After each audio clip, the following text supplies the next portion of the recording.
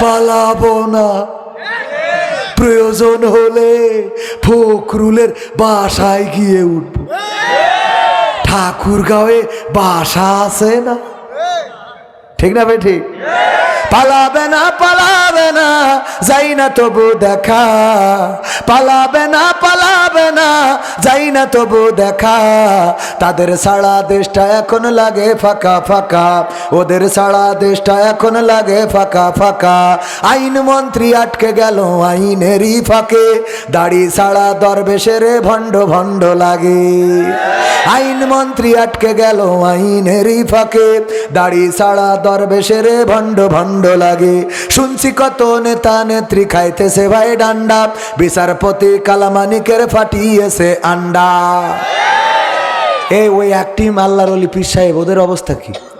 ওরা তো জান্নাতের টিকিট ধরি বসে আছে, এই জন্যই মানে ওদের মন চাচ্ছে গল্প করছে, মন চাচ্ছে হেঁটে বেড়াচ্ছে, সব কটা জুব্বা পরা দেখেন। ওকে জান্নাতের টিকিট, ওরা যারা মনে করে যে আমরা হুজুর, ওকে জান্নাতের টিকিট দুইটা করা রয়েছে, ও যাবে ওর গার্লফ্রেন্ডও যাবে, ঠিক না বে? ঠিক। সব বৈশি কথা শুনছে, ওনারা ফাঁকা করতে সেই দিন। এই কথা ঠিক বলছি না বে? ঠিক বলছি। দেখবেন যত বড় পাঞ্জাবি ওর মধ্যে ভেজাল তত সমস্যা। আমারও বড়, আমিও ভেজাল। পাগল ভেজাল না হলে ওয়াজ করি খায়। ওয়াজ করি যারা খাচ্ছে টাকা তুফান দিনেছে, আবার খাওয়া দাওয়া ইচ্ছা মতো খাই। পাঞ্জাবি বানাতে দিয়েছি রাউন্ড করে, কি করি তো দর্জি বানাইতেছে, পিছনের দিকে খাটো, সামনের দিকে ঝুল, পিছনে উপরে উঠে গেছে, সামনে ঝুলি গেছে। আমি বলছি করেছেন কি? গায়ে দিয়েছি আমার যশোরের জিগর গাছের লাউজনিতে গায়ে দিয়ে। আমি বলছি যে সামনে ঝুলি গেছে, পিছনে খাটো কে? তা বলছে আমি ইচ্ছা করি করি। কে? আমি বললাম রাউন্ড করে দিই। বলছে ভাই রাউন্ড করে দিয়ে আমি বিপদে পড়ি। কে? বলছে হুজুররা পরের বাড়ি খেয়ে খেয়ে ভুড়ি এরম মোটা, ও রাউন্ড করে দিলে ওই সামনে উঁচু হয়ে যায়, তো এই জন্যই ওই সামনে ঝুল করে দিই, পিছনে খাটো করে দিই।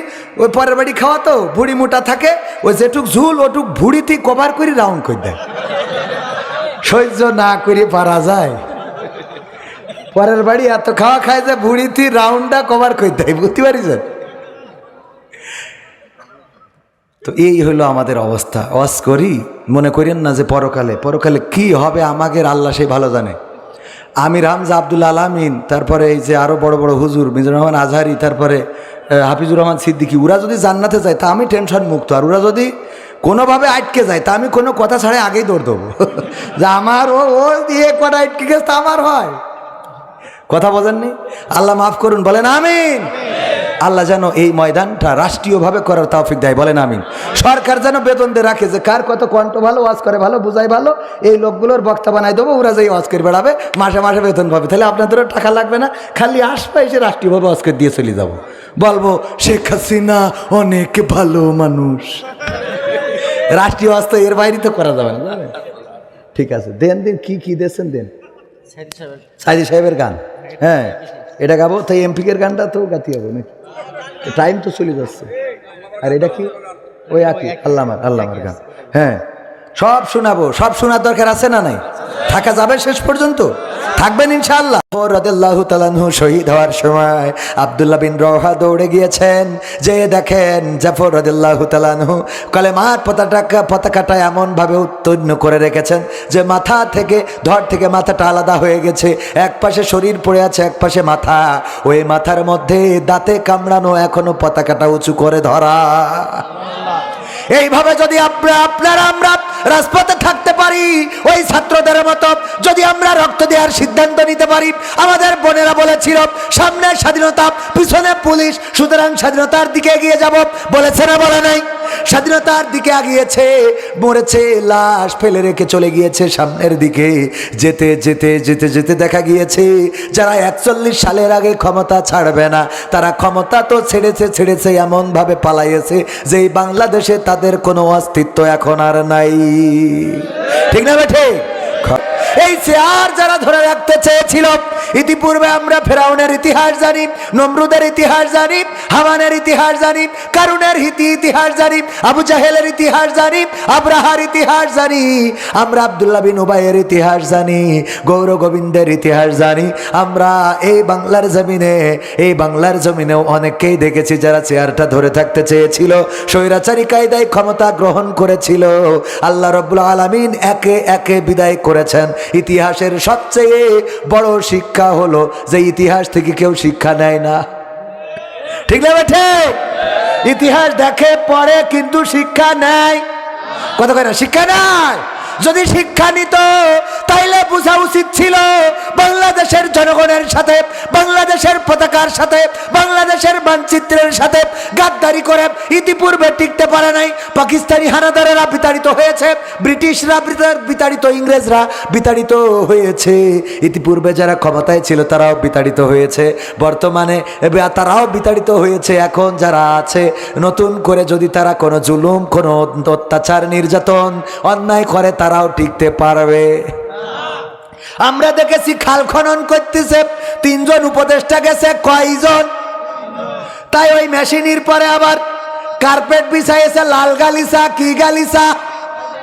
লাল গালিচা। ওরে তোদের লাল গালিচা লাগবে কেন?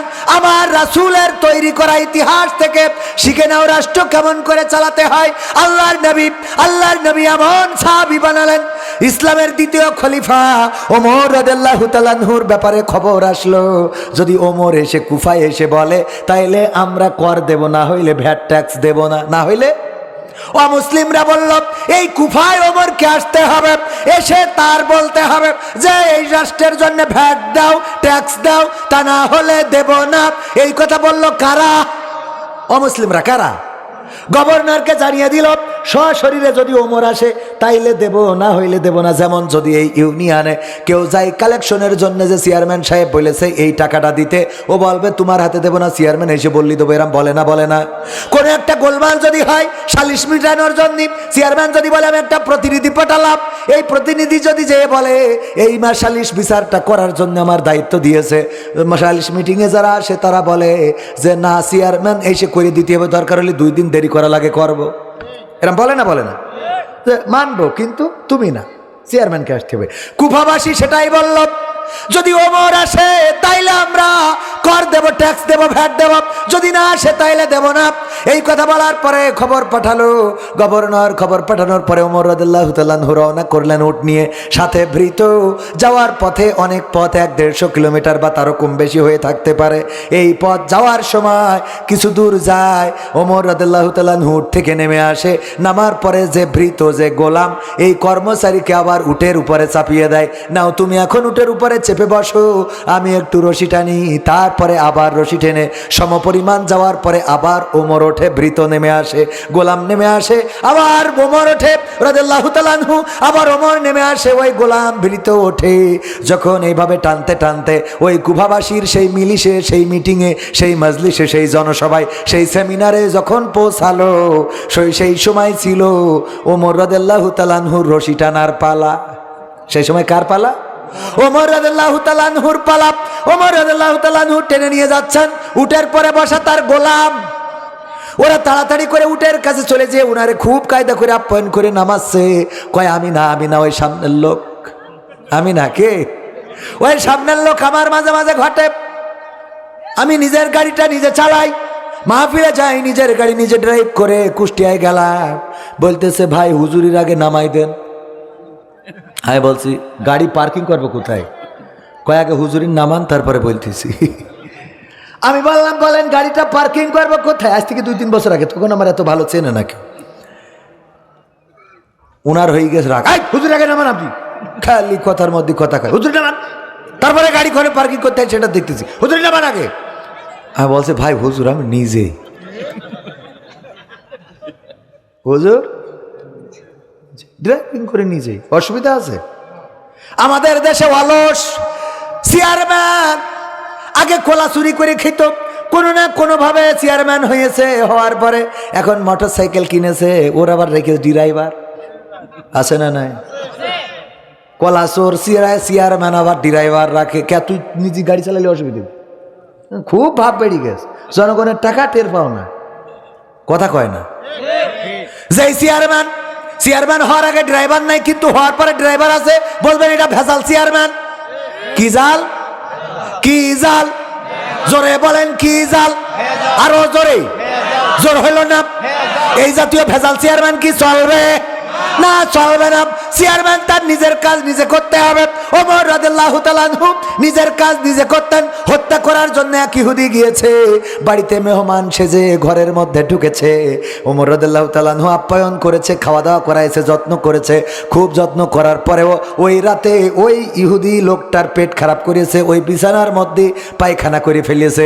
এইবার চিন্তা করলো, আহারে আসলাম এই বাড়ি, খাইলাম, আবার এই বাড়ি পায়খানাও করে দিলাম এই বিছানার উপরে। তাড়াতাড়ি করে সকালবেলা উনি হত্যা করা যেমন তেমন সকালবেলা ফজর হওয়ার আগে রওনা দিয়েছে, যে অন্তত লজ্জায় যেন না পড়ে যায়, কারণ এটা লজ্জার কাজ। বলেন ঠিক না বে ঠিক? ঠিক না বে ঠিক? যদি বায় বাতাস লাগে মানুষের সামনে, কেউ এটা ছাড়তে পারে? মানে ছাড়লেও ব্রেক করে করে ছাড়ে, যে আসতে মানে কেউ যেন টেন না পায়। হ্যাঁ, আর ব্রেক করে ছাড়া মানেই হলো দুর্গন্ধটা বাড়াই দিয়া। তুই দাম করে মেরে দিলি তো দুর্গন্ধটা চলে যেত। ঠিক না বেঠে? দাম করে মেরে দেবেন, কারণ এটা ধরাও যায় না, ছোঁয়াও যায় না, আটকানো যায় না। আটকালি ক্ষতি আছে না নাই? ও আবার ঘুরে ফিরে আবার আসবে। আর উজু করার পরে যেন ওদের মিছিল শুরু হয়। কথা কয় না, উজু করার পরে মিছিল শুরু হয়, মানে আরো যা আছে ডেকে নিয়ে আসে, কয় আয় উজু করিস। ওগো আমার ভাইয়েরা, এই কাজ করেছে, এটা সম্মানজনক কাজ না? সম্মানজনক কাজ। ওই যে একটা ইসে দেখলাম, একটা ক্লিপে, যে এটিএম শামসুজ্জামান আর ওর ভাই একসাথে কথা বলে না। ওরা দুই ভাই কথা বলে না, ওদের পিএস কথা বলে। কি কথা বলে? পিএস, ভাইয়ের হয়ে কথা বলে। তো বলতেছে, ভাই কেমন আছেন? কয় ভালোই আছি, তবে শরীরটা গতকাল একটু খারাপ গেছে, পেটটার মধ্যে ভুটভাট করি কয়েকবার টয়লেটে যেতে হয়ে গেছে।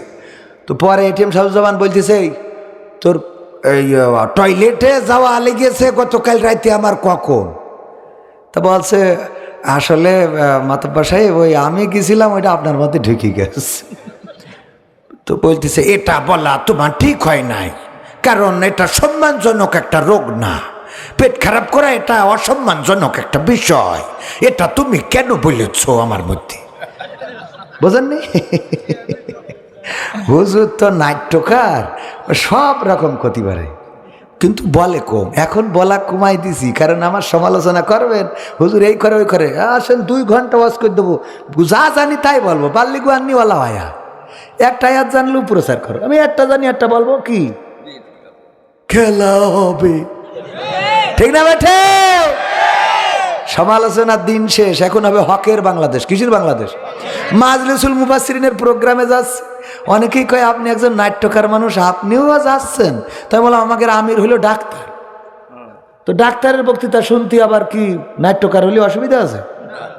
কথা কয় না, পাকামো করার জায়গা খুঁজে পাও না। তুমি মাওলানা হয়ে ওয়াজ করতে হবে, মুফতি মুহাদ্দিস হয়ে ওয়াজ করতে হবে, তোমার কুইজ কিনা? কথা কয় না, ঠিক না বে ঠিক?